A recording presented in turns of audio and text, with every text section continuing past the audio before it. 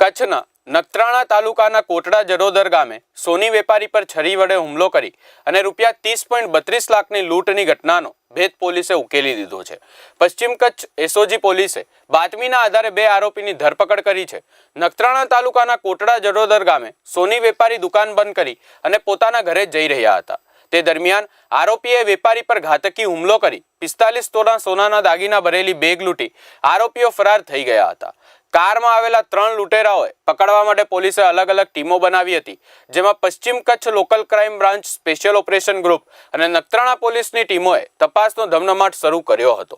તે દરમિયાન special operation ગ્રુપે બાતમીના આધારે 2 આરોપીને ઝડપી પાડ્યા છે।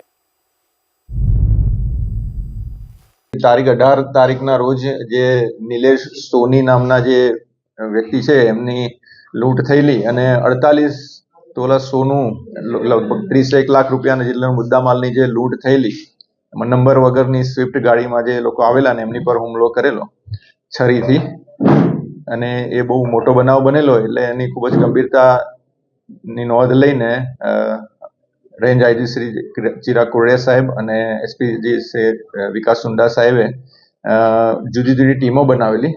એમાં એલસીબી, એસઓજી, નખત્રાણા પોલીસ અને એ બધાની ટીમો બનાવીને અને ખાસ કરીને નેત્રમની મદદથી ટેકનિકલ સર્વેલન્સ અને હ્યુમન સર્વેલન્સથી આની પાછળ તપાસના કામે ટીમો લાગેલ હતી।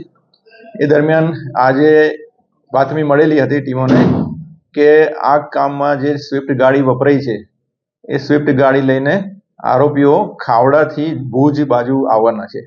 એટલે એ લોકોએ વોચ રાખેલી અને લોરિયા ખાતે એક સ્વિફ્ટ ગાડી આવી GJ4B6320 નંબરની, અને એને રોકી અને એમાંથી જે 2 ઈસમો મળી આવ્યા એમની પૂછપરછ કરી, એમની તપાસ કરી તો એમની પાસેથી એકચ્યુઅલ મુદ્દામાલ જે લૂંટમાં વપરાયેલો એ મુદ્દામાલ એમની પાસેથી મળી આવે છે।